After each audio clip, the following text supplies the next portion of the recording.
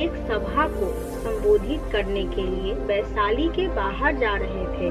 तभी उनकी नजर कुछ सैनिकों पर पड़ती है। वे सैनिक तेजी से भागती हुई एक लड़की का पीछा कर रहे थे। वह लड़की डरी हुई थी और एक कुएं के पास जाकर खड़ी हो गई। वह हाँफ रही थी और प्यासी भी थी। बुद्ध ने उस बालिका को अपने पास बुलाया और कहा कि वह उनके लिए कुएं से पानी निकाले, खुद भी पिए और उन्हें भी पिलाए। इतनी देर में सैनिक भी वहां पहुंच गए। बुद्ध ने उन सैनिकों को हाथ के संकेत से रुकने को कहा। उनकी बात पर वह कन्या हिचकती हुई बोली, महाराज, मैं एक अछूत कन्या हूँ। मेरे कुएं से पानी निकालने पर जल दूषित हो जाएगा। बुद्ध ने उससे फिर कहा, पुत्री, बहुत जोर की प्यास लगी है, पहले तुम पानी पिलाओ। इतने में वैशाली के राजा भी वहां पहुंच गए। उन्होंने भगवान बुद्ध को नमन किया और सोने के बर्तन में केवड़े और गुलाब का सुगंधित पानी पीने को पेश किया। बुद्ध ने उसे लेने से इनकार कर दिया।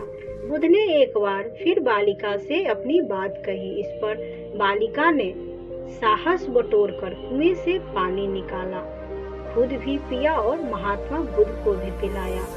पानी पीने के बाद बुद्ध ने बालिका से डर का कारण पूछा। लड़की ने बताया, मुझे संजोग से राजा के दरबार में गाने का मौका मिला था।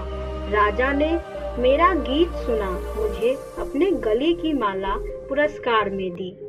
तभी उन्हें किसी ने बताया कि मैं अछूत कन्या हूँ। यह जानते ही उन्होंने अपने सिपाहियों को मुझे कैद खाने में डाल देने का आदेश दिया।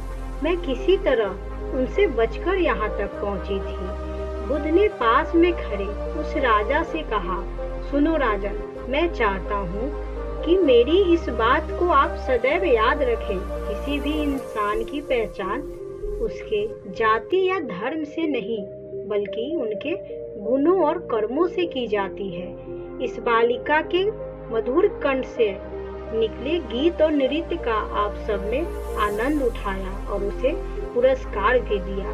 जिनके काम इतने अच्छे हैं वह अछूत हो ही नहीं सकती और आप उसे अछूत कह रहे हैं। सारी प्रजा का पिता होकर ऊंच नीच का भेदभाव रखते हैं। सुनो राजन, यहाँ पर नीचा सोच और छोटे काम करके अछूत होने का परिचय आपने दिया है। इसलिए मेरी नजर में वह कन्या नहीं बल्कि आप अछूत हैं। राजा नरेश को अपने इस काम से घृणा होने लगी और बहुत पछतावा हुआ। इसलिए राजा भगवान बुद्ध के चरणों में गिर पड़े और क्षमा मांगने लगे और उन्होंने कहा कि मैं आपकी इस बात को सदा याद रखूंगा, कृपया मुझे माफ करें। गौतम बुद्ध की इस कहानी से हमें यह शिक्षा मिलती है कि किसी भी व्यक्ति का उसके जाति और धर्म को लेकर ऊंच नीच का भाव नहीं रखना चाहिए। प्रत्येक व्यक्ति अपने कर्मों से महान होता है, ना कि धर्म और जाति से।